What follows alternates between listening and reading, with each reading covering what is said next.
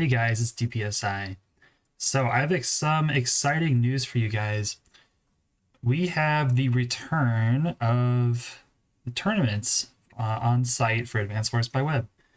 So I'm sure that many of you, when signing up for Global League or doing anything Global League related, have seen the tournaments tab and have wondered what that's all about. So these are all the tournaments that have been hosted on Advanced Wars by Web in the past. And at the time, they were really the premier way of the premier competitions on the website, where people would, at least the culture at the time was that people would pay attention to your league rating for sure, but winning a tournament was really everybody's goal at the time. So seeing that return, to me, as somebody who played in that era, is really exciting. So I'm really excited to see how this all shakes up and sort of see if people are going to put the same amount of stress on tournament performance that they did in the past. I personally think it's a great way to evaluate player strength, and I hope that by going through this tournament and sort of showing you games and talking about brackets and all these great things, we can I can like bring it back a little bit of that culture where we pay special attention to tournament games as well as results and all that good stuff. So yeah, let's just get right into it. So with this tournament, it's a new type of format that compared to the previous tournaments. This one's called the A Mariner Cup. Jay is going to be the primary TO for this, and decided to name each of these cups based on the name of previous site moderators, or not really moderators, like site admins. A Mariner, if you don't know, actually is the person who initially created Advanced Wars by Web. So this first one's named after him.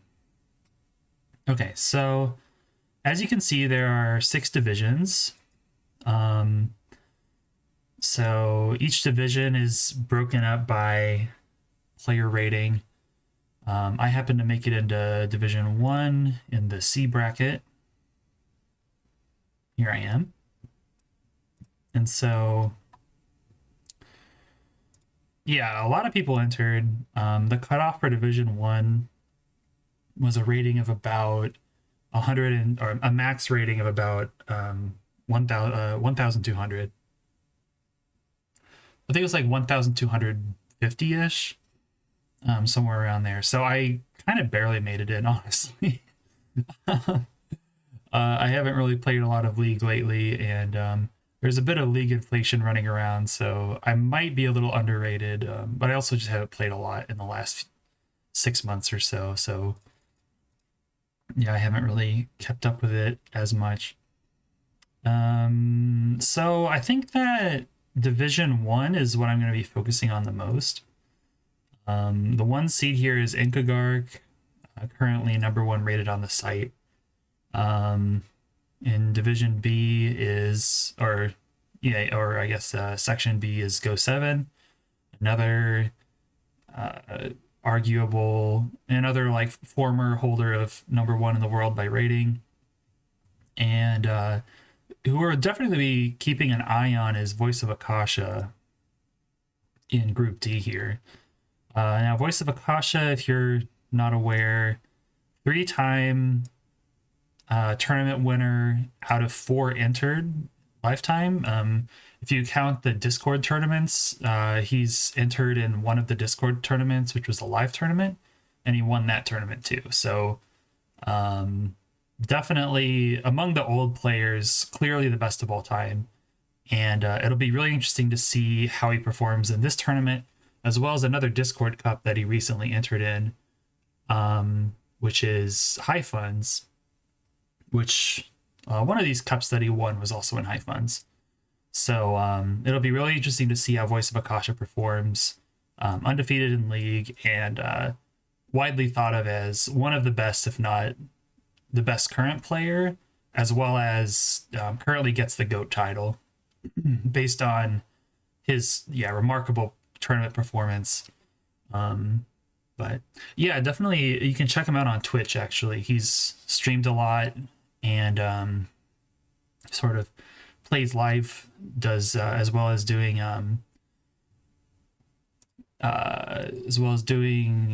game analysis for high level matches.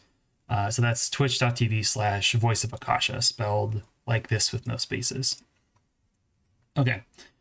So yeah, that's who we're gonna be keeping definitely an eye on. But there's a lot of amazing players that are entering. Pretty much everybody from the modern era of top players is here. So yeah. So the game started, I think, yesterday, and already a few have finished. So yeah, let's take a quick look at a couple of the finished games in case you guys want some inspiration for how to play out. So yeah, how to play, map knowledge and stuff like that. So one game that finished here is Lord Frogneros versus Deegis. This game was played pseudo live. They were both making moves pretty quickly. One thing that's kind of funny, if you check out their messages, because I thought there might be a chance of this. So Lord Frogarnos is actually a Deegis fan, which I think is pretty cool. Kind of a humble opening there, and then they talk about the match a little bit, which I think is pretty cute. So the picks here on this map, looks like Lash has been pretty common, Kindle's pretty common, with a few Drakes, Andys, and even an Adder being picked. So let's just do a quick click through here. It's a mixed base map with 2 airports on the lone bases. So it looks like the 2 base could actually come into trouble if you do double B copter from your 1 bases. So yeah, definitely an interesting map. Just clicking through, Fragarnos opens with an early tank, which Deegis refutes 2 turns later with a later tank. I'm not going to go into much detail here. Let's see. I'd say the comm towers are pretty contested, so definitely look out for that. Deegis went for a capture here early on and actually wins the comm tower with a nice little infantry tactic to wall off from the B-copter. So Deegis gets 1 tower. I would say Fragarnos gets a nice little push going here with Super CO power. Wins the fight here with lots of healthy tanks left over, as well as looks to flip this city. Value-wise, he's doing pretty well.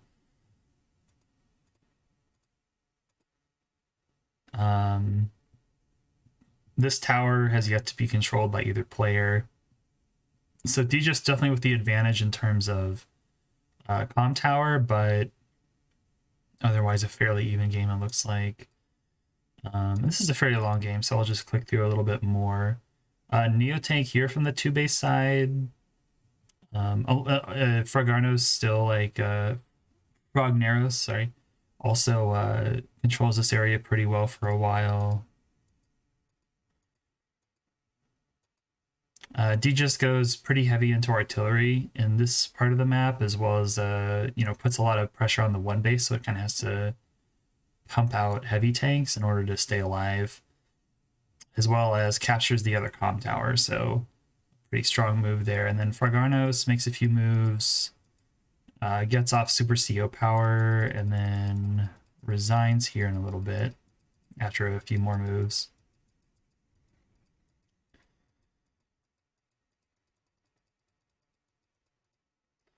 So there's a resignation here. I think this definitely shows this is a pretty chaotic map, and even though Deegis is, very highly rated at 1500, you can see that the map is kind of crazy enough that somebody even in the somebody in the 1250s really gave him a run for his money for a little bit there. So it kind of shows the volatility of the map. So if you guys really want to win, make sure you move carefully. So that's one game here, and then the other game I wanted to showcase is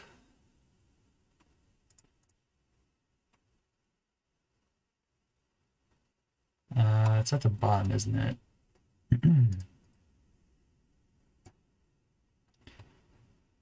Yeah, it's the very last game here. So it's Shock versus G Lao 170 or J Lao 170. Looks like it's a Lash mirror here, and like I said, Lash has been a pretty popular pick. There's a lot of forests and missile silos for her to take advantage of. So opening moves. One thing about this map is that there's a lot of variation in the capture phase. This base has two viable looking capture routes for infantry. This base has two different viable capture routes that an infantry could take. This infantry could capture here, could go for a 3-chain here. There's definitely a lot of variation. It'll be interesting to see if there's like a clear pattern that emerges, either from people figuring something out or maybe just from copying each other.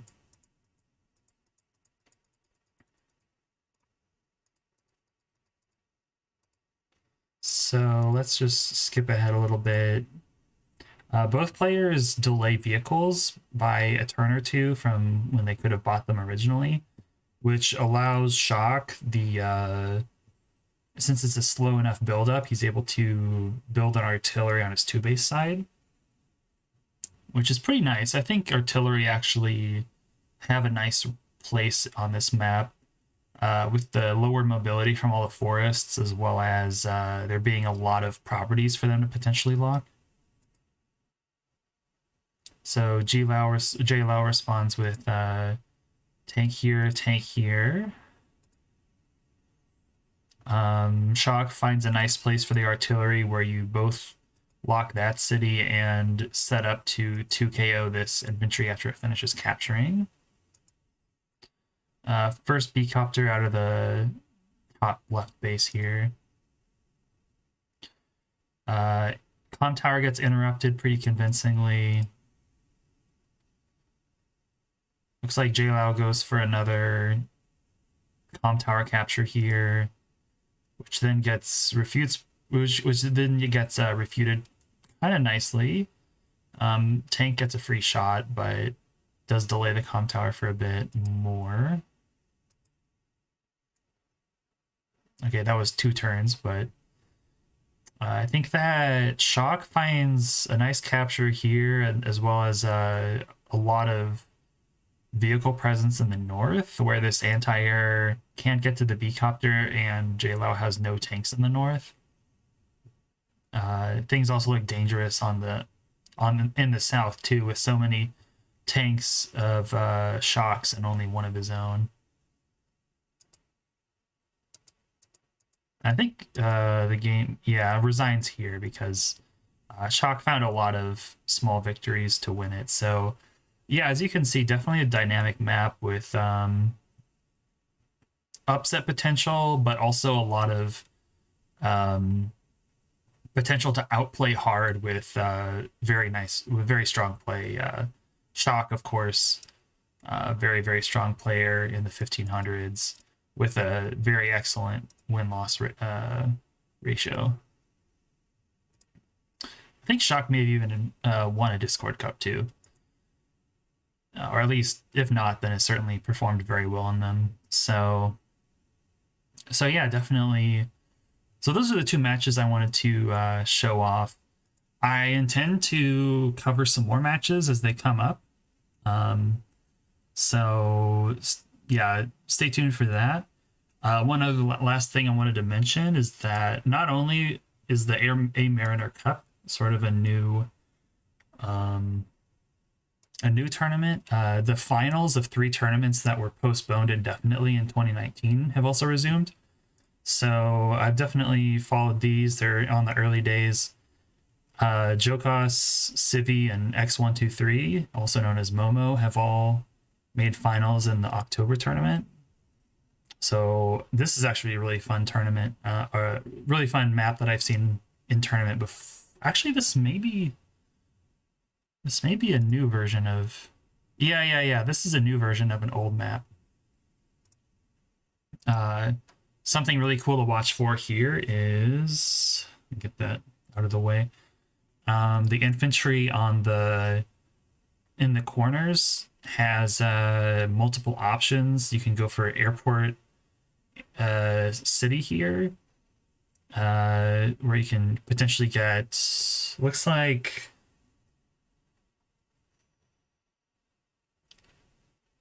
a guaranteed airport, whereas an airport here would be kind of contested.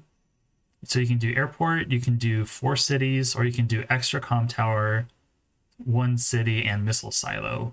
Or you can do city port, and then that would be one of 2 ways to get airports. One way of getting airports is getting airport here and then T-copter over to get your second airport. Or potentially you could go port here, then build like a black boat and then get your airport here.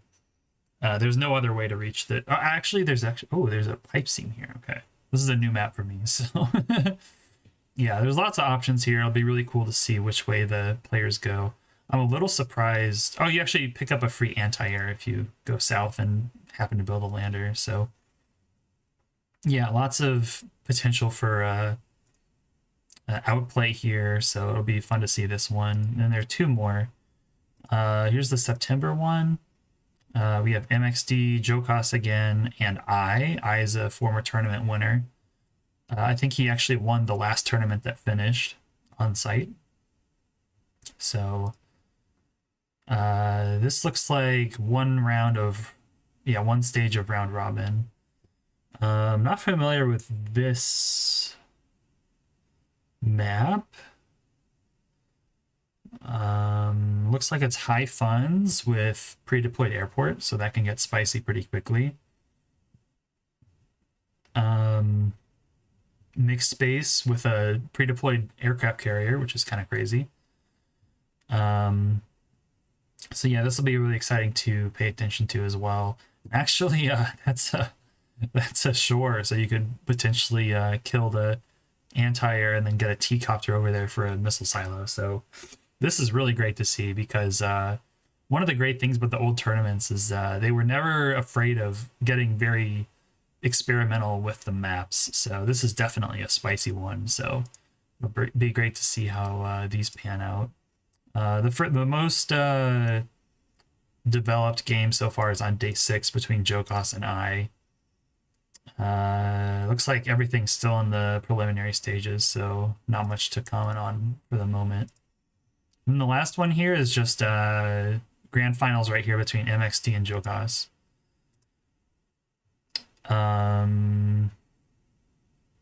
Is this the CO powers are off? Yeah. I knew there was a no CO power tournament that had yet to conclude. I actually made it to the final stage of the group bracket, and I booted against Jack Cool, which was very sad. So yeah, if I hadn't booted, Jack Cool was too busy to play this tournament, but at least I heard secondhand.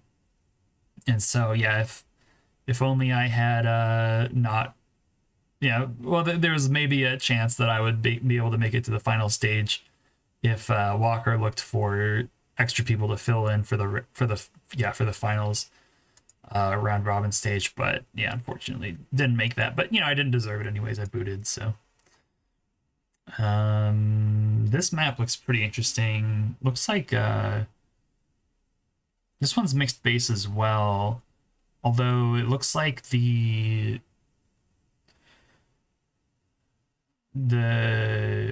terrain that connects the bases is very choked. So this could definitely go to a pretty stalemated position with like a lot of indirects pointing at each other.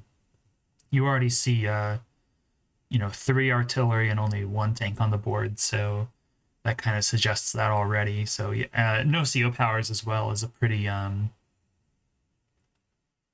it is a format that definitely promotes slower play as well, because it's like everybody plays as, yeah, I mean, just like 100 vehicles, no stat boosts, no CO powers. So yeah, it's pretty good to get kind of slow, but we'll see how these two players make it happen. So yeah, that's pretty much all the tournament coverage for today.